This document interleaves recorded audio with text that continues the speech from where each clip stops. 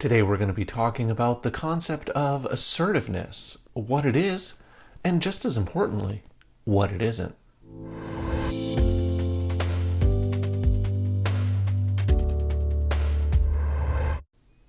Hi everyone.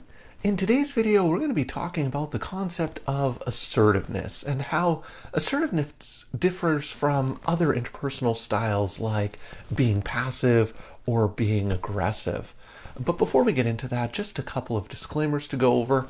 I'm a registered psychologist in the province of British Columbia, Canada, and this video is for informational purposes only. It is not intended as a substitute or replacement for advice from your doctor or mental health professional. Now, with those two things out of the way, let's start talking about assertiveness.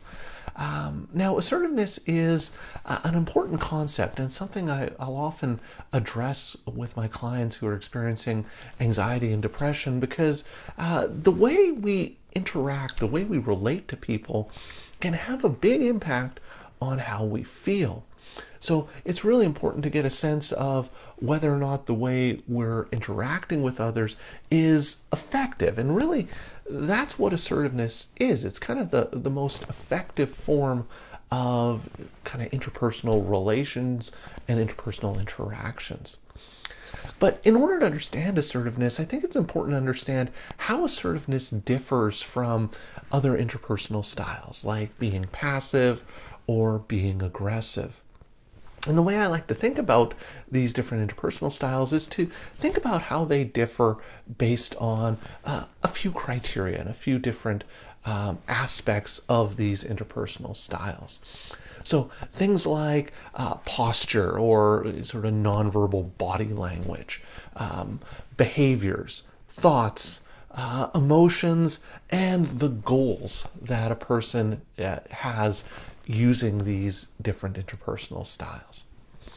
So let's first start with talking about what it means to be passive and the passive interpersonal style, because this is the one that I most often see with my clients when I'm working with them if they're experiencing anxiety or depression.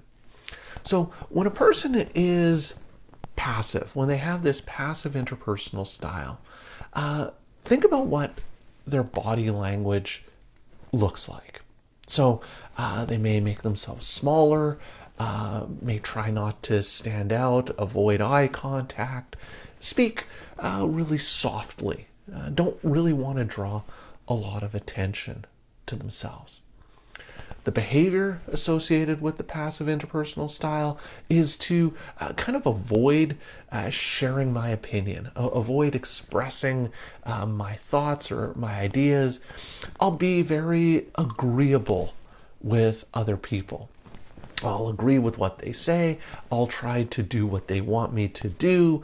The idea is I'm acting in a way that is very much for other people and not for myself. Some of the thoughts associated with being passive are, my opinions aren't really that important. My views don't really matter, or my views may not even be right, and that I put more sort of trust and belief in other people's opinions, or I think to myself that other people's opinions or rights are more important than mine.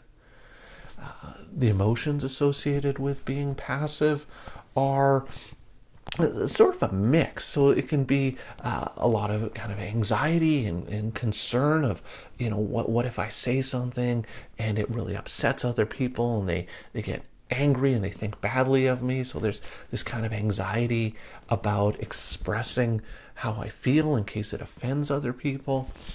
But it can also be associated with a sense of kind of frustration and helplessness. Like, I'm never getting what I want. I'm never able to share my views or my thoughts, and that can be really frustrating and aggravating, and I can get down on myself about the fact that I'm never really getting what I want, and I never really express what I want. And the goal of being passive? Well, the goal of being passive is to avoid conflict. The goal is try to avoid arguments or fights, do what other people want me to do, and don't really, and that ends up in me not really getting what I want. But in some ways, that's okay, I guess, because I've avoided a fight or a conflict. So if you have this interpersonal style, you probably have a pretty good idea of why that can be quite unfulfilling and quite unsatisfying, because you never really get what you want, and you never really get to express what you think or how you feel. And so it's almost like your behavior and your life is determined by what other people want. And that's not always a good feeling, because it feels like I don't really have any sense of control over my life. So when I'm working with my clients and we talk about the passive interpersonal style, a lot of times they can relate to it. And then I ask them, okay, what would be an assertive interpersonal style? How would you behave if you were more assertive? And most of the time, what ends up happening is people don't describe the assertive interpersonal style. What they describe is the aggressive interpersonal style. And so when you think about aggressive, let's think about an aggressive interpersonal style based on these criteria as well. So when a person is aggressive, think about their body language. Body language is one of kind of making themselves big, domineering, kind of a loud, powerful voice, maybe kind of yelling to get your point across. And if there's eye contact, that eye contact is almost like locking on to the other person. Like I'm staring the person down in a way to try to intimidate or domineer the other person. The behavior tends to be one of kind of yelling, shouting maybe, talking over top of people. I'm going to express my views. I'm going to dominate the conversation with what I think. And I'm not really going to let other people have their views or their opinions. So if someone else starts talking and I disagree with them, I immediately jump in, interrupt them, and tell them why what they're doing was wrong, or what they're thinking is wrong, and why I am right. So the thoughts associated with being aggressive is my opinions and my views are the right ones, and that they're the only opinions and only views that should matter, that other people's opinions and views don't really count. What I know is right, and what I'm doing is right, and they need to see things my way.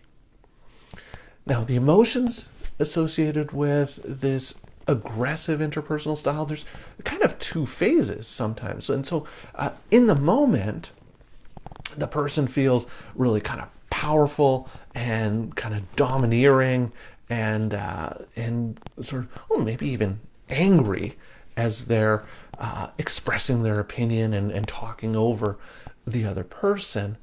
And then when they get what they want, maybe they feel good about it. But the second phase of it is that, for a lot of people, they don't want to be jerks.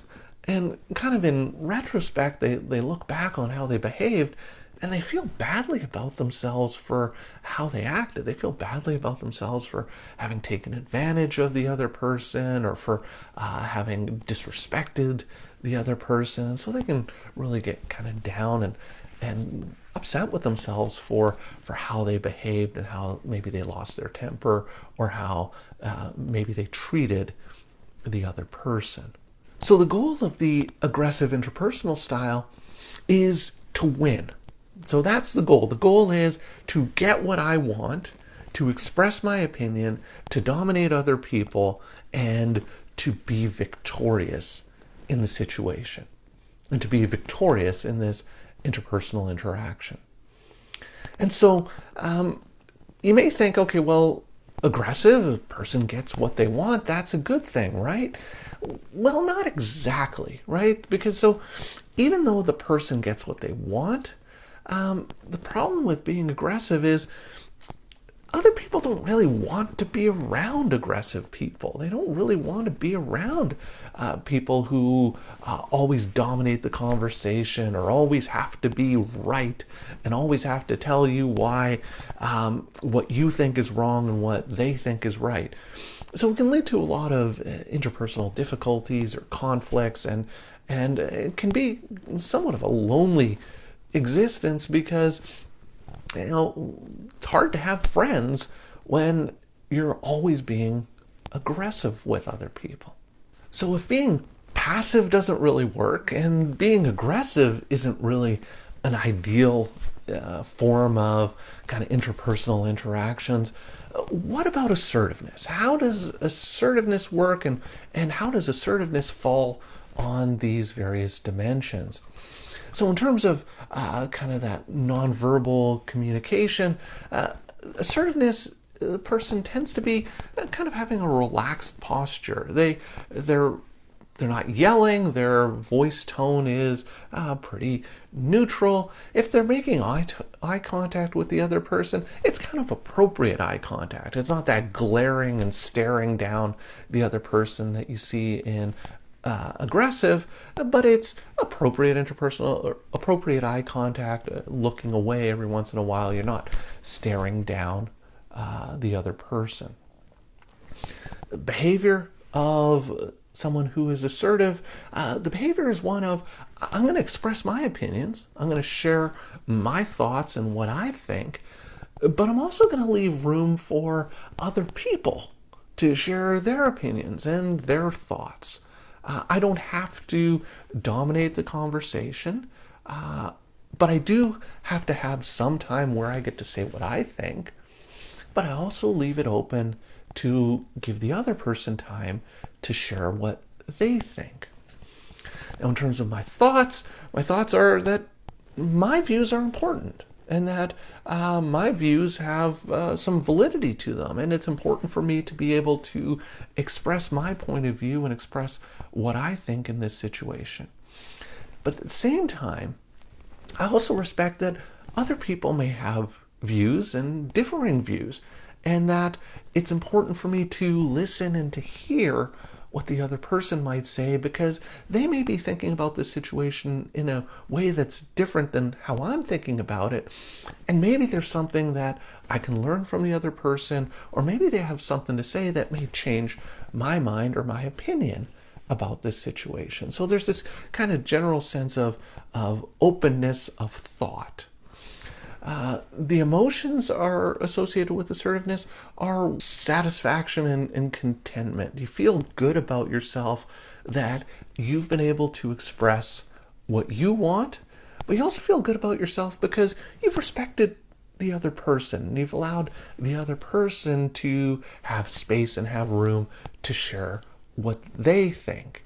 And so there's this sense of just generally being more positive about how the interaction went. And the goal of assertiveness? Well, the goal of assertiveness isn't about winning. The goal of assertiveness is really at its core me expressing what I want and what I think, and allowing the other person to express what they want and what they think. So it's not about winning. The goal is about sharing opinions and being okay with, I have one opinion, the other person may have a different opinion, and that's okay. And we don't have to always win. We don't always have to agree. But that we can be okay with one another and treat each other with respect, even though we might have different opinions about a situation. So if you think about assertiveness compared to being passive or being aggressive, it feels a lot better.